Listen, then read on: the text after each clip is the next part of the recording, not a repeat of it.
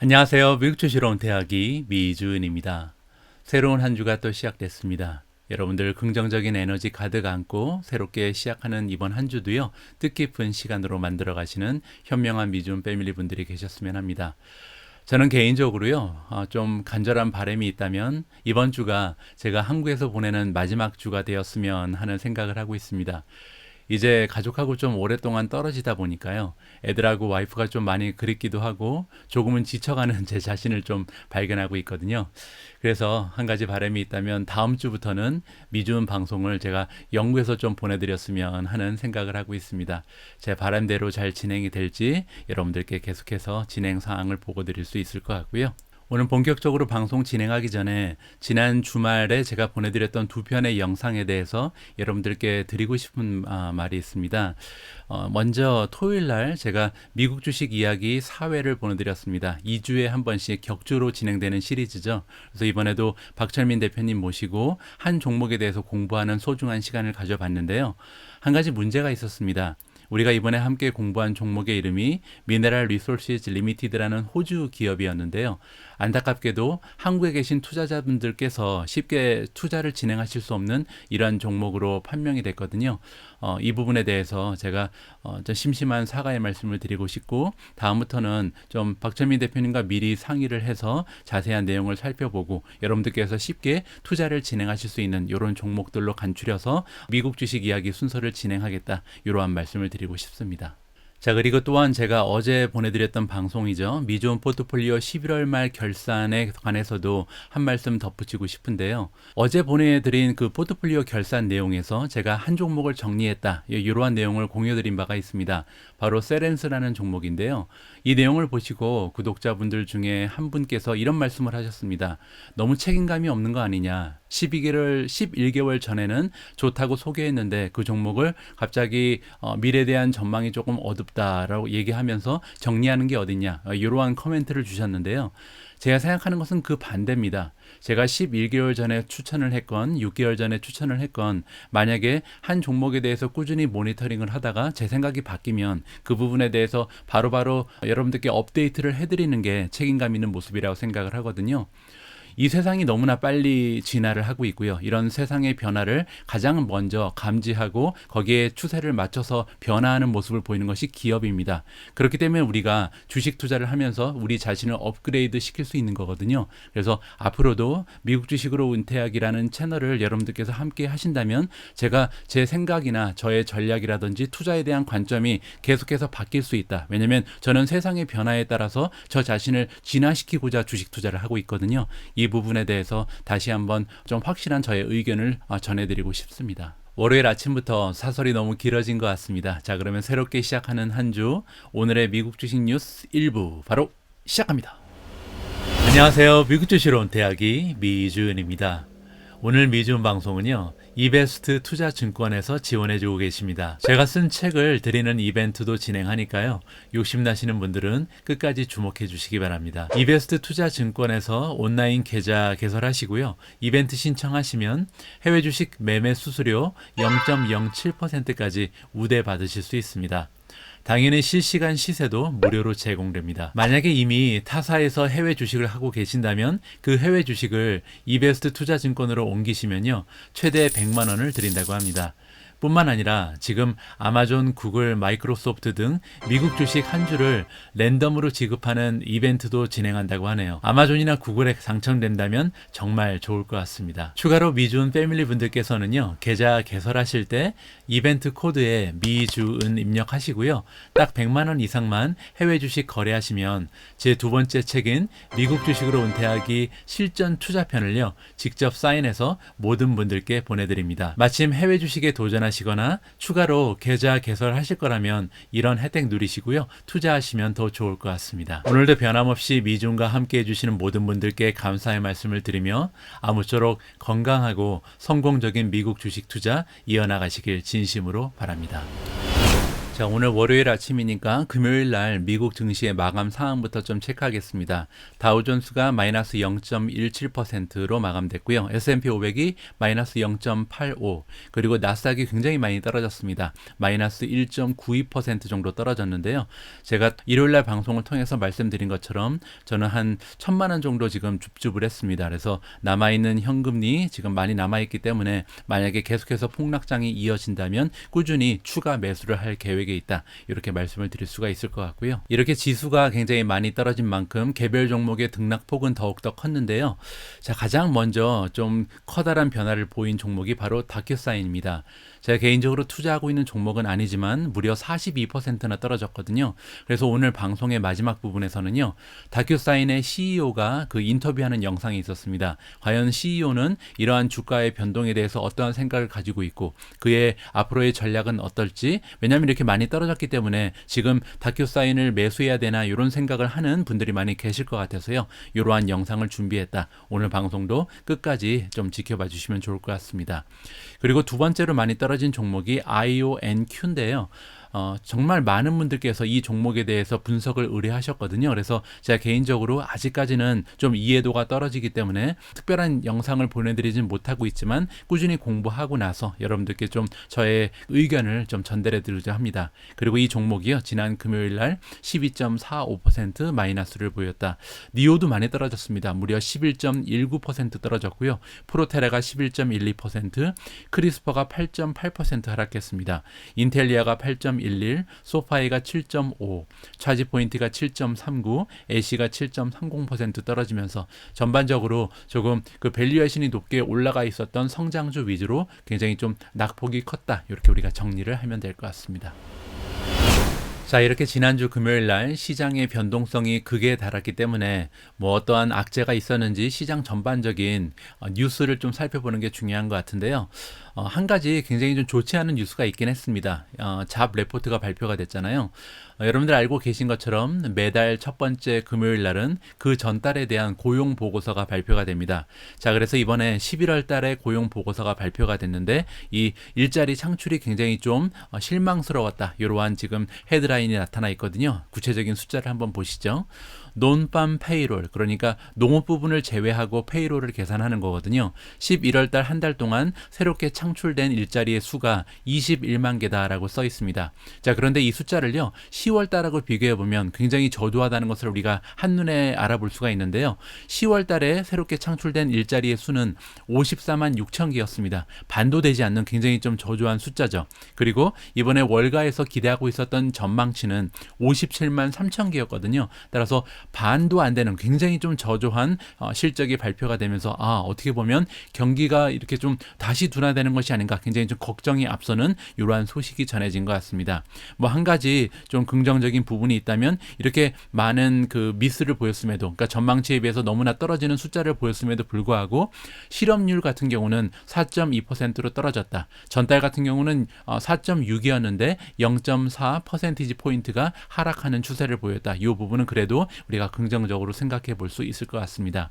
자, 이번에 좀 늘어난 그 일자리가 주로 어디에서 창출됐냐면요, 전문직이라든지 비즈니스 서비스 부분, 그리고 운송업체에서 좀 사람을 많이 뽑은 것 같고요. 웨어하우스에서도 조금 고용이 늘어났다고 합니다. 자, 반면에 리저 그리고 호스피탈리티 부분에서는 굉장히 좀 슬러기시했다. 슬러그가 달팽이거든요. 그래서 달팽이가 움직이는 것처럼 너무나 좀 천천히 움직인다. 그리고 리테일 같은 경우는요, 심지어 일자리가 오히려 줄었다고 합니다. 따라서 어떻게 보면 굉장히 좀 많은 사람들이 필요한 게 리테일 부분이라 생각이 되잖아요. 홀리데이 시즌이 지금 시작되고 있으니까요. 그럼에도 불구하고 최근에 바이러스가 확산되면서 일자리의 창출이 좀 더뎌지고 있다, 이렇게 우리가 정리를 해봐야 될 것 같습니다.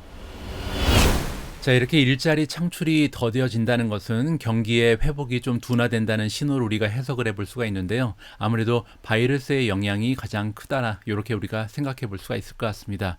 자, 보시는 것처럼 전 세계적으로 지금 새롭게 확진자의 수가요, 지금 다시 굉장히 좀 많이 늘어나고 있습니다. 70만 명이 넘는 이런 수치를 보여주고 있는데, 어떻게 보면 지금 현재 그 지난해부터 쭉 피크가 한 3번이 있었잖아요. 그 세 번째 피크를 넘어가는 수치가 지금 발견되고 있다. 따라서 굉장히 상황이 좋지 않다라고 정리를 할 수 있을 것 같습니다.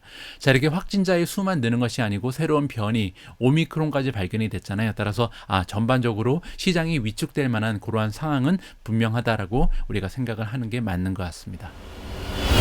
자, 이렇게 변동성이 좀 심한 시장 상황이기 때문에 오늘 방송은 조금 특별하게 제작을 해봤습니다. 제가 매일 두 편으로 나누어서 방송을 해드리잖아요. 그래서 오늘의 미국 주식 뉴스 1편에서는 좀 시장에 지금 만연하고 있는 모든 부정적인 뉴스를 종합적으로 한번 살펴보는 기회를 마련했습니다. 그리고 나서 제가 오후 8시에 보내드리는 2부 방송에서는요, 이렇게 어려운 시장이지만 우리가 찾아볼 수 있는 투자의 기회는 어디에 있을지 이 부분에 대한 내용에 좀 집중을 하겠습니다. 그래서 오늘 일부 방송은요, 다소 부정적이고 조금 우울할 수 있다. 이 부분을 먼저 좀 경고의 메시지를 드리고 싶고요. 자, 가장 먼저 살펴볼 우울한 뉴스는요, 중국 쪽에서 들려왔습니다. 자, 기사의 제목에서 살펴볼 수 있는 것처럼 알리바바의 주가가 52주 최저점에 와 있습니다. 1년간 이렇게 많이 떨어진 적이 없었다는 거죠. 그 이유는요, 여러분들 아마 주말 동안 들어서 잘 알고 계시겠지만 디디라는 중국 기업이 미국에 지금 상장이 돼 있는데요. 상장을 폐지할 것이다. 그래서 상장을 포기한다라는 이런 뉴스가 전해졌거든요. 자, 어떠한 내용인지 직접 한번 읽어보시겠습니다. 자, uncertainty, 굉장히 좀 불확실성이 지금 만연하고 있다, 퍼져나가고 있다. 중국의 많은 그 인터넷 기업들이 지금 이런 분위기에 휩싸이고 있다라고 나와 있죠. 그 이유는 방금 전에 말씀드린 것처럼 DD 글로벌이라는 기업이 있는데 여기서 지금 발표를 했습니다. 디리스트할 것이다. 따라서 상장을 포기한다는 거죠. 지금 뉴욕 증시에 올라가 있는데 우리가 아마도 디리스팅이 될 것이라고 지금 발표를 했습니다. 자, 그러면서 디디의 주가가 13% 정도 떨어졌다고 나오는데 시장 마감 상황 보니까요, 22%가 떨어졌습니다. 굉장히 좀 많은 폭으로 하락을 하고 있고요. 자, 그리고 정확한 날짜는 아직 제공을 하지 않았습니다. 그래서 뭐라고 얘기하고 있냐면 주주총회를 열어서 투표를 할 거라고 지금 나와 있거든요. 그래서 지금 뉴욕 시장에서 디리스팅 하는 거에 대해서 아직까지 최종 결정이 난 건 아니다라는 것을 여기서 우리가 확인을 해볼 수가 있습니다. 자, 그리고 이렇게 디디에서 디리스팅 하고자 하는 그 의지를 표명한 이유가 뭐냐면요, 최근 들어서 사이버 스페이스 행정기관, 그러니까 중국의 그 국가기관이죠. 여기서 컴퍼니를 이끌고 있는 관계자들한테 플랜을 제출해라, 이렇게 좀 요구한 것 같습니다. 어떤 플랜이냐면요, 미국에 상장돼 있는 그 기업들한테 어떻게 상장을 폐지하고 다시 빠져나올 건지 여기에 대해서 보고를 하라, 이렇게 지금 지시를 받은 것 같거든요. 특히 이제 인터넷 관련된 테크 주식들한테 이러한 그 요청이 지금 중국 중부에서 나갔다, 이렇게 이해를 하면 좋을 것 같습니다. 자, 그러면서 중국에서 가장 영향력 있는 인터넷 기업들의 주가가 많이 떨어졌습니다. 보시는 것처럼 알리바바가 지금 10% 가까이 좀 떨어졌고요. 그러면서 주가가 지금 110 가까이 머무르고 있는데 이 수치는요, 불과 2월 중순에 274까지 올라갔었기 때문에 거의 반토막도 아니고 이거는 3분의 1토막 났다, 이렇게 설명을 해야 될 정도로 심하게 주가가 많이 빠진 종목이 바로 알리바바입니다. 자, 그리고 바이두도 굉장히 많이 빠진 것 같고요. 10% 이상 하락했다. 웨이보도 많이 빠졌습니다. 소셜메디아 기업이죠. 11% 하락. 그리고 이커머스 쪽의 JD.com 역시도 12% 이상 주가가 하락했다라고 지금 나와 있습니다. 자, 그뿐만이 아니고요. 디디에 투자를 했던 기업들이 좀 있는 것 같습니다. 단편적인 예로 우버가 있는데 우버가 디디의 그 13% 지분을 가지고 있다고 합니다. 그런데 디디의 주가가 이렇게 빠져나가면서 우버의 주가가 지금 5% 이상 하락을 했다. 굉장히 좀 마음이 아프네요. 자, 그리고 텐센트 역시도 그 디디의 그 주주인 것 같습니다. 그러면서 4% 이상 주가가 하락을 했고요. 소프트뱅크 역시 대주주 중에 한 명인데 1.1% 하락을 했다. 이렇게 정리가 가능할 것 같습니다. 따라서 시장의 분위기가 좀 어두워지는데 한몫을 한 것이 중국의 규제다, 이렇게 우리가 생각을 하면 좋을 것 같습니다. 시장의 두 번째 우울한 소식은 테슬라에서 찾아볼 수가 있습니다. 테슬라라는 종목의 그 주가 움직임이요, 시장 전반적인 분위기에 굉장히 중요한 요소라고 저는 생각을 하거든요.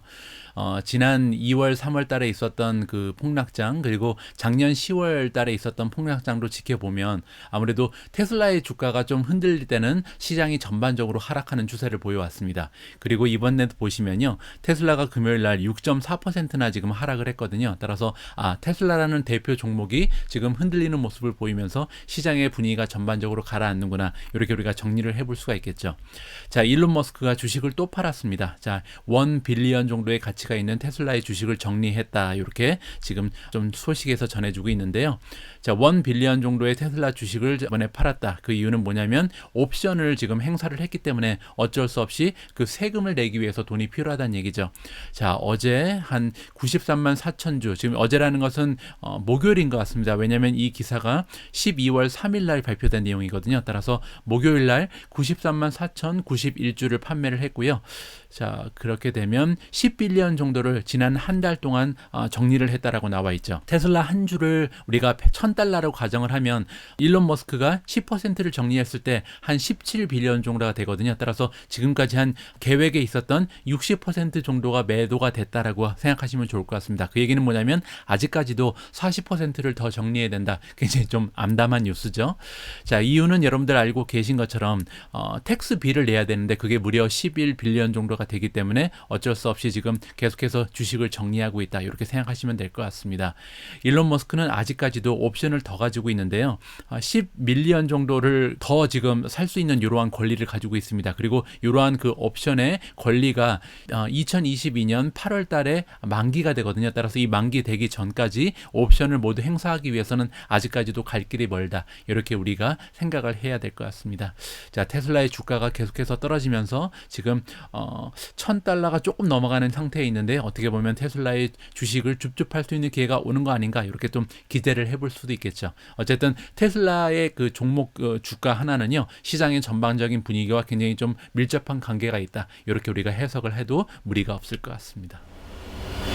자, 다음으로 읽어볼 기사의 제목에 따르면요, 현재 좀 떨어지는 종목들이 지속적으로 많이 떨어지는 경향이 있는데 이러한 추세가 나타나는 이유는 뭐냐면 아무래도 2021년 한 해 동안 많은 수익을 얻은 기관과 투자자들이 있잖아요. 이런 투자자들과 기관들이 텍스 로스를 하기 위해서 셀링을 한다. 그 얘기는 뭐냐면 좀 S&P 500이 20% 넘는 수익을 안겨준 해기 때문에 기관들 그리고 투자자들이 돈을 많이 벌었습니다. 그래서 세금을 굉장히 많이 내야 되잖아요. 이렇게 세금을 좀 많이 내야 되는 상황에서 떨어진 종목들을 매도함으로써 마이너스를 일부러 만드는 거죠. 그러고 나서 한 달 후에 다시 사면 되니까요. 그래서 일부러 떨어진 종목들을 좀 처분하는 이러한 추세가 나타나고 있다. 이렇게 우리가 이해를 해도 좋을 것 같습니다.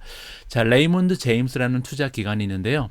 이 기관에서 이번에 주식들을 좀 분석을 하고 있다고 합니다. 어떤 주식들이냐면 굉장히 좀 불공평하게 벌을 받고 있는 주식들. 아까 말씀드린 것처럼 떨어진 종목들이 더 많이 떨어지고 있잖아요. 그 이유는 뭐냐면 투자자들이 지금 캐피탈 로스를 실현하고 있다. 그 얘기는 떨어진 종목들을 일부러 매도함으로써 세금을 줄이고자 하는 노력이 바탕에 깔려 있다. 이렇게 해석을 하는 거죠. 자, 우리가 지금 솔티를 했다. 좀 분류를 해놨다는 거죠.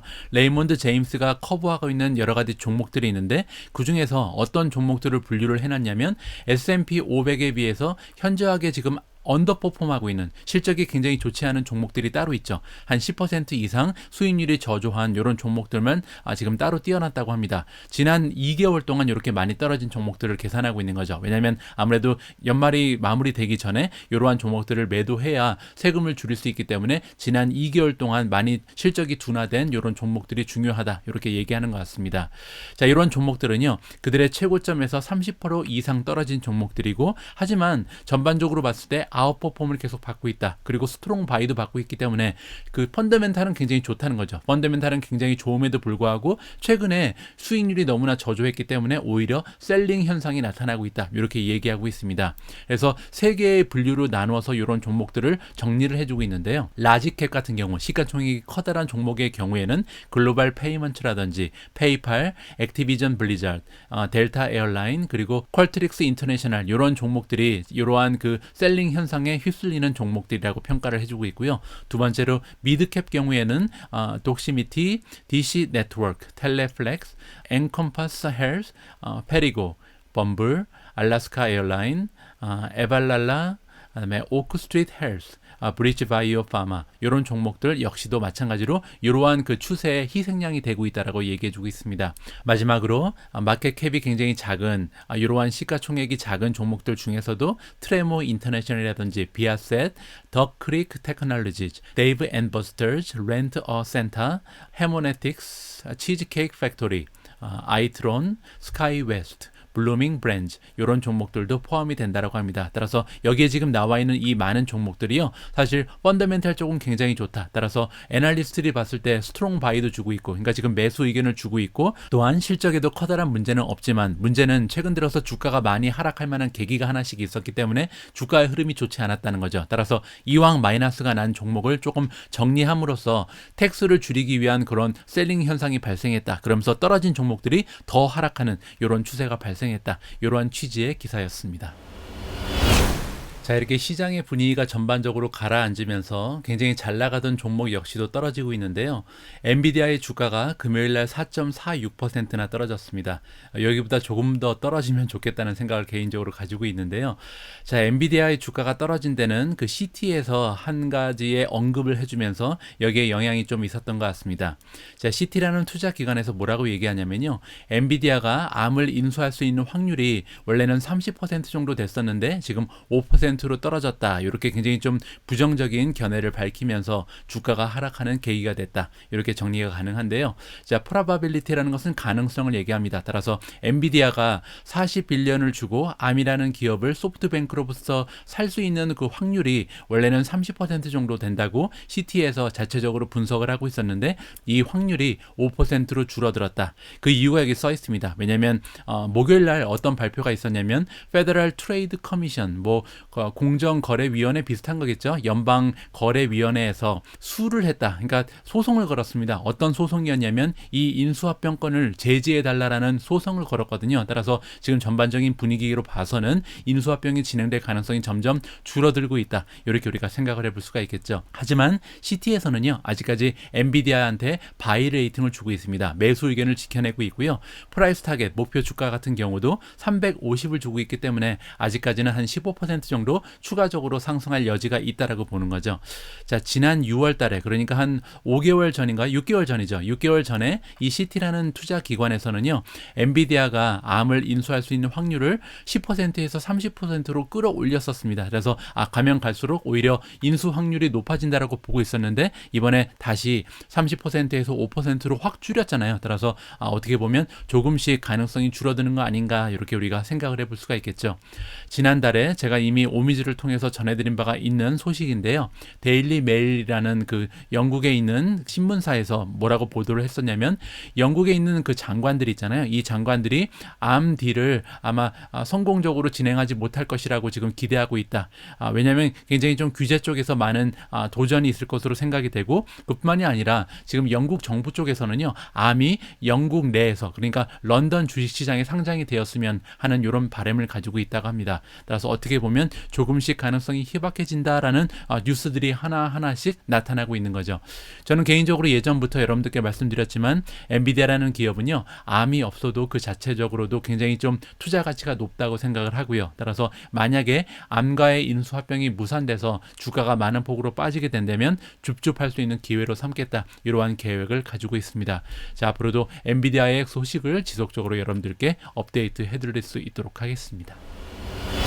자, 이번에 펼쳐지고 있는 조정장은요, 사실 섹터를 가리지 않고 여러 부분에서 일어나고 있긴 합니다.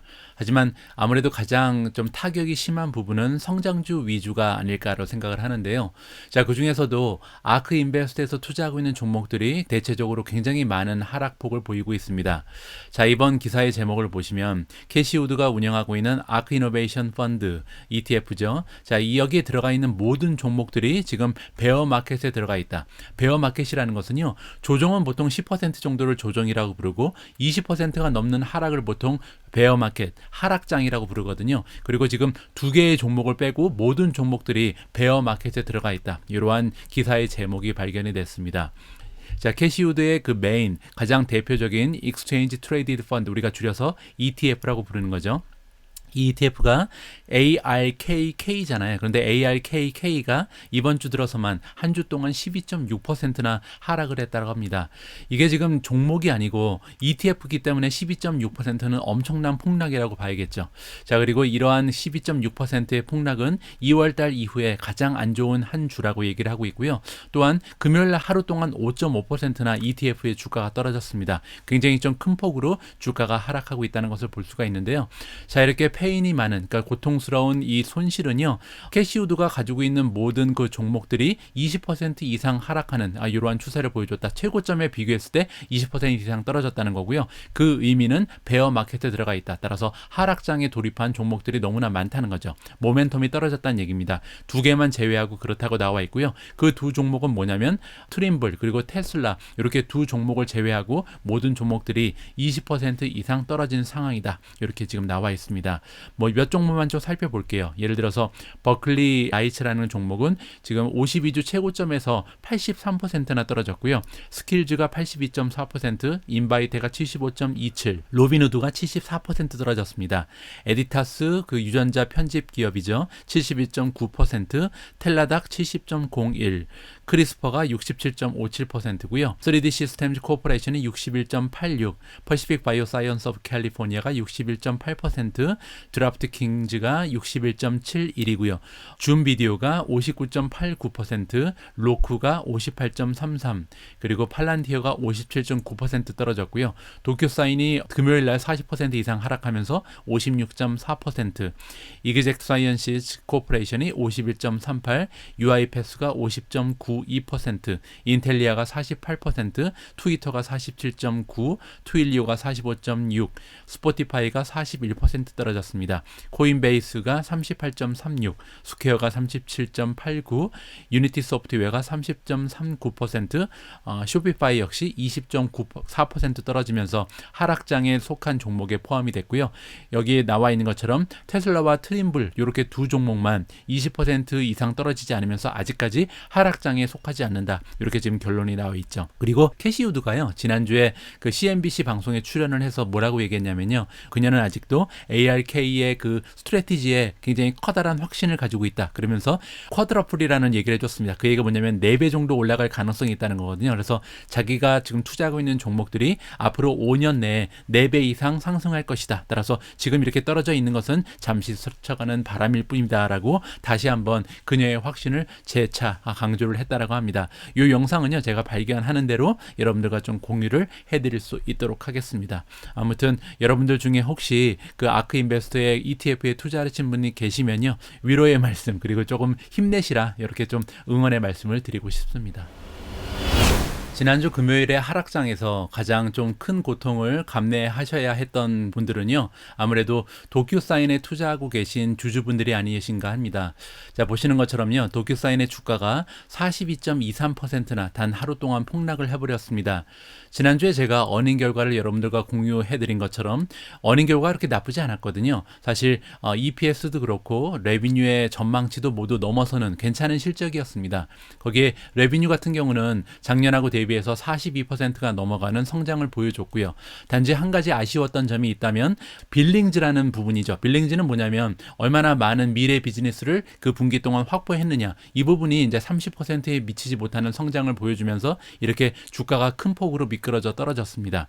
자, 이번 기사의 제목을 보시면 도큐사인의 CEO가 Q3의 슬로우 다운, 그러니까 지금 비즈니스가 약간 둔화되는 모습에 대해서 블레임을 받는다, 그러니까 내 책임이다라고 얘기하고 있는 거죠. 그래서 내 자신이 조금 잘못한 부분이 있다라고 얘기를 한 것 같고요. 또한 뭐라고 얘기하냐면 우리 기업이 지금 디맨드를 만들어낼 필요성이 있다. 이 얘기가 뭐냐면 지난 1년 동안 도큐사인이라는 기업은요, 가만히 앉아 있어도 고객들이 넘쳐났다는 얘기죠. 왜냐하면 팬데믹의 영향으로 인해서 사람들이 비즈니스 미팅을 할 수 있는 상황이 아니었잖아요. 따라서 굉장히 좀 수요가 넘쳐나는 이러한 기간에 있었는데, 이때 좀 우리가 미리 좀 움직여서 새로운 수요를 창출할 수 있는 길을 열었어야 되는데 이런 부분에 너무 안이했다라고 얘기를 하는 것 같습니다. 자, 그래서요, 오늘 제가 마지막으로 준비한 내용은 도큐사인의 CEO가 CNBC 인터뷰에 나와서 구체적으로 뭐라고 얘기하는지, 과연 도큐사인이 이렇게 40% 이상 떨어졌는데 만약에 여러분들께서 기존에 지금 주주라면 계속해서 이 기업에 투자를 진행해야 되는지, 그리고 만약에 여러분들께서 지금 현재 주주는 아니지만 도큐사인이라는 기업에 대해서 긍정적인 평가를 갖고 계셨다면 지금이 들어가야 되는 시점인지 이 인터뷰 영상을 보시면서 한번 점검을 해보시고 판단을 해보시는 기회를 마련해봤습니다. 자, 오늘 일부 방송은 여기까지고요. 어떻게 보면 조금은 우울한 내용만 보내드린 것 같을 때 조금 죄송한 마음이고요. 아까 말씀드린 것처럼 오후 8시에 방송되는 2부 방송에서는 조금 더 긍정적인 내용, 우리가 어떤 부분에서 어떠한 주식에서 기회를 찾아볼 수 있는지 이 부분에 집중하면서 좀 더 긍정적인 방송을 보내드릴 수 있도록 하겠습니다. 우리 모두가 미국 주식 투자로 은퇴하는 그날까지 다 함께 화이팅입니다. 행복한 하루 되세요. 감사합니다.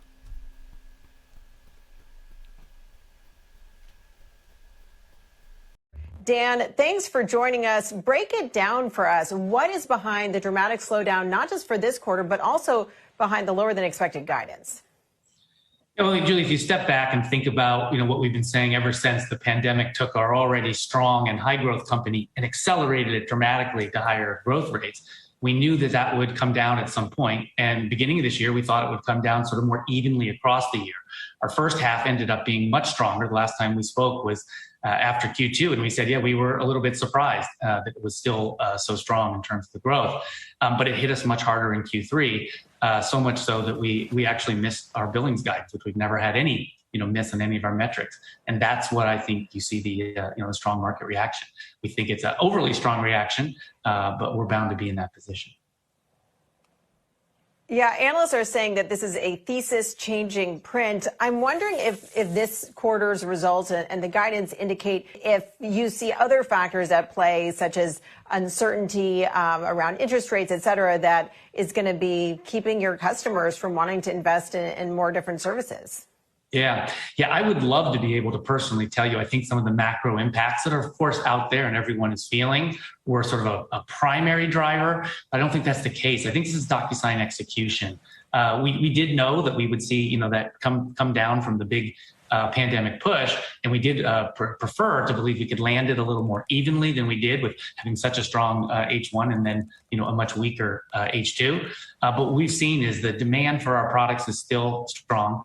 We don't have customers leaving us. We have high net retention rates. We have a huge TAM. We see incredible customer success in what we do. The piece that DocuSign missed is we got to a place over the last year and a half where we were sort of fulfilling demand. And what we'd always done in the past is generated demand out there, driving customer success, finding new use cases. And as a field, as a go-to-market organization, we just pulled back from that, and we shouldn't have. And that's sort of my responsibility to quickly get back on track, as we will. And you'll see us return to the strong growth we had pre-pandemic.